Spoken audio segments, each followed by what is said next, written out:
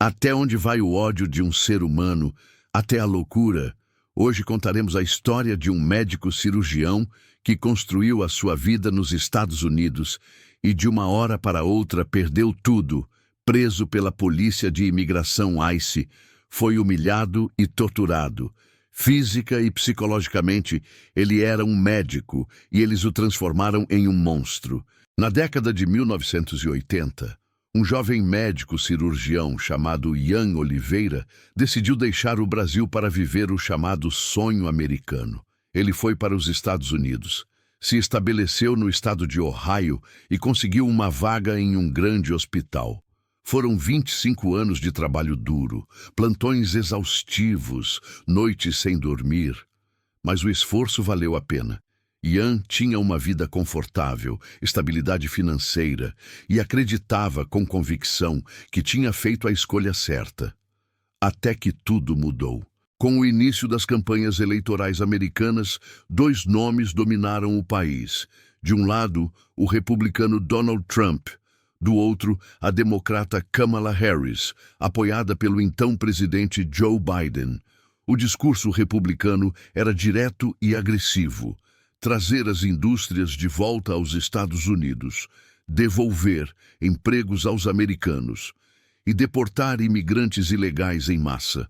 No início, falava-se apenas em ilegais, mas quando as ações começaram, até imigrantes legais passaram a ser perseguidos. Logo nos primeiros meses de governo, criou uma força especial, a ICE, uma polícia dedicada exclusivamente a investigar, caçar, prender e deportar imigrantes. Cidades como Nova York e Massachusetts se rebelaram. Manifestações tomaram as ruas. Mas em Ohio, tudo parecia calmo. Até a manhã daquele domingo. Depois de um plantão exaustivo, o Dr. Ian saía do hospital quando teve seu carro cercado. Agentes da ICE, mesmo se identificando, mostrando documentos, sendo um médico respeitado, Ian foi algemado, encapuzado e jogado dentro de um veículo, levado para um lugar que parecia um centro prisional clandestino. De dentro da cela, ele ouvia gritos, choros, pedidos de socorro e sabia que a sua vez ia chegar. Quando foi retirado da cela, fizeram-lhe perguntas. Ele respondeu todas, mas o problema não eram as perguntas que ele sabia, e sim as perguntas que ele não sabia e era forçado a responder. Vieram as torturas psicológicas, depois as físicas. Quando não tinham mais nada a extrair dele, simplesmente o deportaram para o Brasil. Em um instante, Ian perdeu tudo: carreira, dinheiro, status, dignidade. E as marcas deixadas não eram apenas financeiras. Eram psicológicas. Aquele homem não voltou o mesmo. O que nasceu ali foi um ódio profundo e doentio pelos americanos. Ian se estabeleceu primeiro no Rio de Janeiro. Depois, comprou uma mansão abandonada em uma ilha isolada. A mansão ficava ao norte da ilha, na parte mais alta, longe de tudo e de todos. Ele reformou cada detalhe e, no porão, construiu uma sala de cirurgia completa. Certo dia, caminhando pela ilha, Ian percebeu algo. Ao sul, principalmente em épocas festivas, chegavam muitos turistas, e muitos deles americanos. Foi ali que nasceu a ideia macabra. Ian passou a aliciar jovens, homens e mulheres, para atrair turistas americanos. Em festas e feriados, eles se misturavam aos visitantes, puxavam conversa, ofereciam drogas, criavam laços. E então vinha o convite.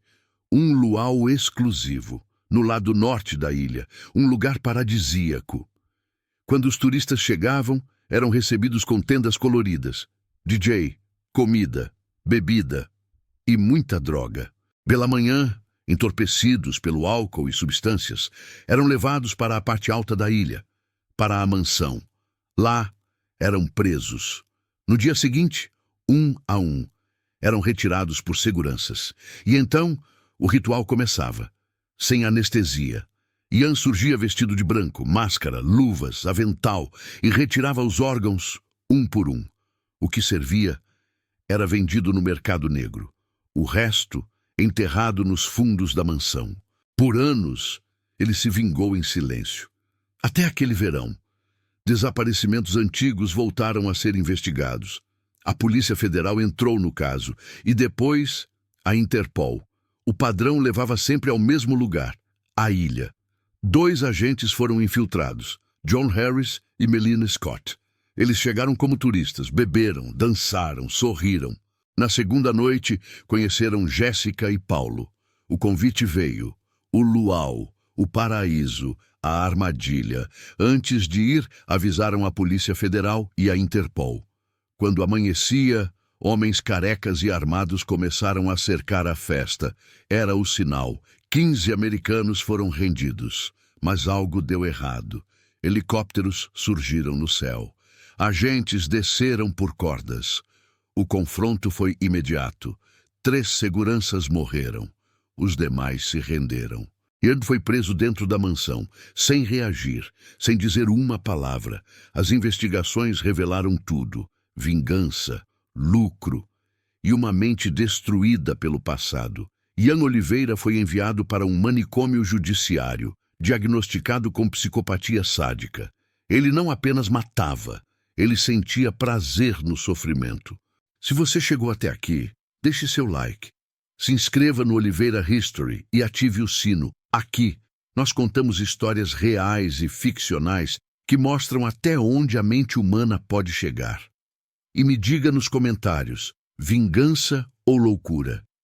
Nos vemos no próximo capítulo.